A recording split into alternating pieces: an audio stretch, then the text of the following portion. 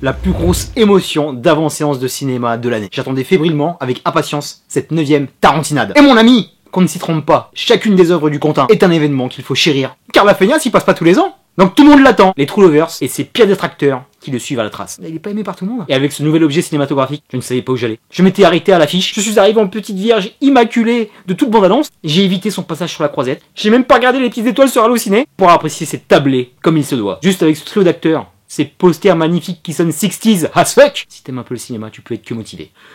Messieurs, bonjour, partons pour cette année 1969, à la fois consentante et donnante, si tu vois ce que je veux dire. Pour la dernière œuvre de ce diable, Christian Jean-Pierre sur le score, de Quentin Tarantino. Once Upon a Time, pas dans l'Ouest, pas en Amérique, mais in Hollywood. Enfin si, c'est l'Amérique. Et franchement mon gars, je suis tout émoustillé de te parler de Tarantino, c'est la première fois que je t'en parle sur ma chaîne, c'est un honneur. C'est un réalisateur qui compte dans mon cœur, qui m'a beaucoup apporté, qui m'a ouvert au cinéma. Mais on va s'arrêter là. On va parler que du film. Mon ami, le cinéma est parfois capricieux, parfois il te baffe, parfois il te caresse, parfois il te perd. Mais alors ce film, je l'ai vécu comme un véritable cadeau. J'ai l'impression que Uncle Quentin l'a fait que pour ma gueule, parce que j'ai kiffé chaque fraction de seconde. Il fait ma race. Je crois qu'il a compris que j'ai vécu une année assez difficile, et il m'a pris par le callback, il m'a dit je vais te chouchouter mon gars. Rebeu, t'aimes Los Angeles? Oui. DiCaprio et Brad Pitt, ça te dit?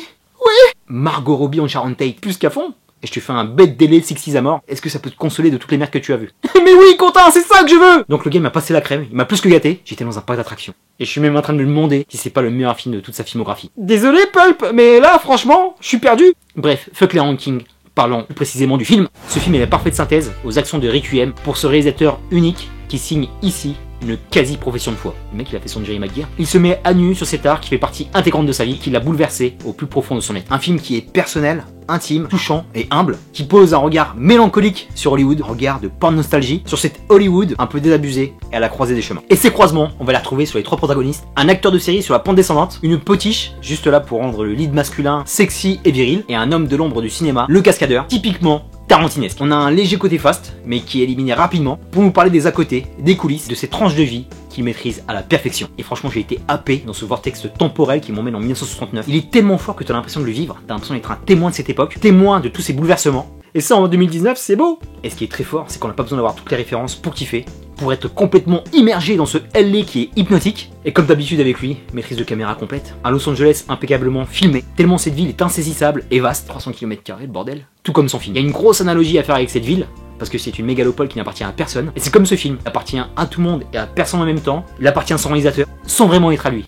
Tu me suis toujours? Je t'ai perdu là. Bref, revenons au mouton. Et on retrouve tout ce qui fait le charme du plus connu des Quentin. Et t'as oublié celui d'Aliage, wesh? Non, t'es vite là. On en revient sur la caméra, qu'il charge de couleurs, que ce soit dans les costumes, dans les décors. Et c'est un mec qui charge son cadre comme personne. Comme il a fait sur tous ses films, tu te concentres sur l'action des personnages, mais tu te concentres aussi sur ce qui se passe derrière, l'arrière-plan, les objets. Faut être concentré parce que c'est bourré d'informations. C'est chaud à suivre. Et là où le Big Q, j'arrête pas lui donner des surnoms, moi, s'il m'arrive, est passé pour un maître, c'est un splendide conteur d'histoire et un maestro du dialogue. Et toutes ces qualités l'ont propulsé dans la légende quand tu connais le reste de sa filmo. Bordel, j'ai envie de te parler de Pulp Fiction là. Non, c'est pas le sujet. Et ce film ne déroge pas à la règle, car les dialogues échangés entre les protagonistes font mouche à chaque fois. Rupture de temps, changement de rythme, il arrête pas de nous prendre à contre-pied. Et juste avec ça, ça équivaut à des scènes d'action pour moi. Pas besoin de se foutre sur la gueule, juste ça suffit. Comme l'ambiance qu'il arrive à distiller dans ses scènes, même son parole c'est explicite. Quand je pense à Sharon Tate qui se retrouve dans sa prestation au cinéma, ou à Brad dans le ranch de l'Outback Los Angeles, transformé en village hippie, c'est grandiose. Même si ça a des apparences très calmes, c'est le calme avant la tempête. Parce que t'as une tension par rapport au dessin de Sharon Tate, où tu sais ce qui se passait à cette époque avec les secs. Chaque image te chatouille la rétine. Ça m'a donné envie de foncer à l'aéroport, prendre un vol sec pour Los Angeles et y rester, tellement c'est magique. On a affaire à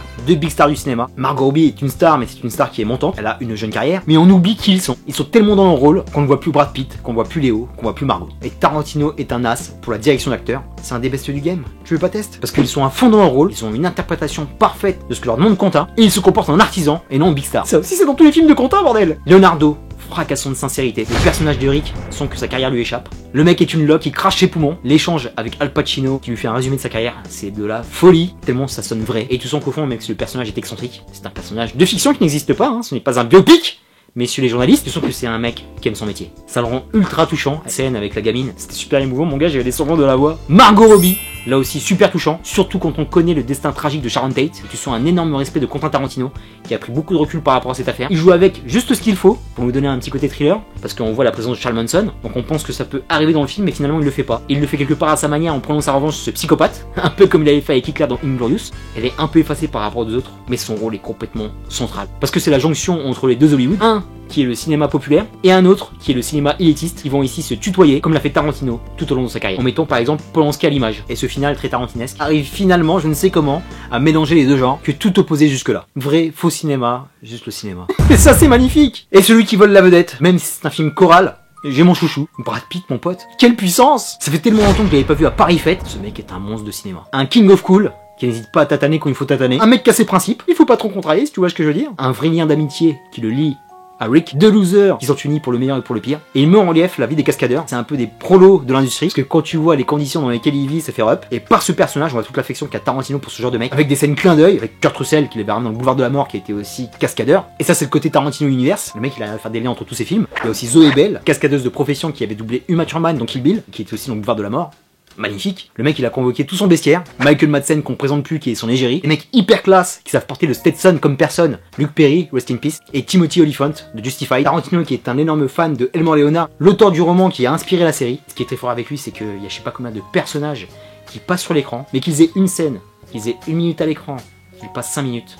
Ils sont tous identifiables, ils existent et ils servent le récit. Et en filigrane, on a toujours cette critique sociétale qui est bien présente dans tous les films de Tarantino. Là, c'est une grosse critique par rapport à cette fin de décennie, la guerre au Vietnam, l'arrivée des hippies qui viennent chercher un Éden qui finalement n'existe pas. Et ça évoque la contre-culture dont il est fan, avec toutes ses libertés, avec tous ses excès. Parce que ça y allait à l'époque, hein. Sex, drug and Tarantino. Et autre actrice secondaire, ça me fait plaisir de la voir, parce que c'est le rôle principal de Girls. Lena Dunham était de la partie. Margaret Qualley de Leftovers, que je kiffe. Elle récidive, elle était déjà dans Nice Guys. La fille du Maturman et de Ethan Hawke de Stranger Things. Ike Madison de Better Things. Elle représente magnifiquement ces babacools paumés, malléables et manipulés par Charles Manson et consorts. Et j'ai kiffé les saillies verbales sur l'acte final, sur la violence sur les écrans. Il y avait vraiment une bonne réflexion. Leur entreprise était malsaine, mais sincèrement c'était pertinent. Je n'ai rien vu passer les 2h45. Tarantino nous donne des longueurs, mais de très bonnes longueurs. C'est prendre son temps sur les scènes, te donner des climax de malade. C'est vrai que sur celui-là, il y a un peu moins de montée d'adrénaline que sur les autres. Putain, cette scène finale, my god, qu'est-ce que j'ai kiffé, j'ai sauté sur mon siège, j'ai frappé mon voisin, c'était de la bombe.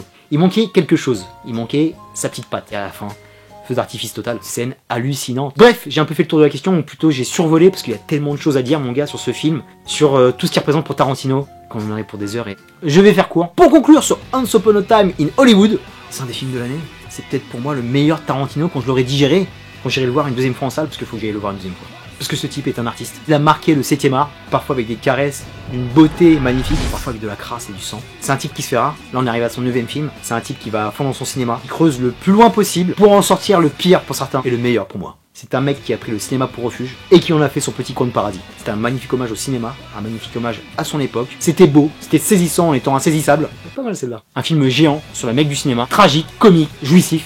Tarantino qui digère parfaitement sa cinéphilie sur un écran, mérite le titre du plus grand fanboy du monde. Un message d'amour qui arrive à mélanger le fantasme et la réalité. Un Tarantino calme, sûr de sa force et mature. Un DiCaprio qui tombe l'armure. Un Brad Pitt mastodonte. Une Margot Robbie dont tu tombes amoureux à chaque prise. Une œuvre à la cinégénie parfaite. Le film le plus intime de son auteur. Un conte de fées complètement désenchanté. Un portée historique sur l'industrie du cinéma, Los Angeles et l'Amérique. Une ode à cette époque. Il était une fois Tarantino. Terminus pour Once Upon a Time in Hollywood. Je te dis à très bientôt pour de prochaines vidéos. D'ici là, porte-toi bien. Merci pour tes partages, tes likes, tes commentaires, ta fidélité à toute épreuve. Et je compte sur toi pour rester même si t'es pas aimé ce film. Franchement, je pense que ça va diviser. Je te souhaite une bonne rentrée et je t'envoie un magnifique peace and love.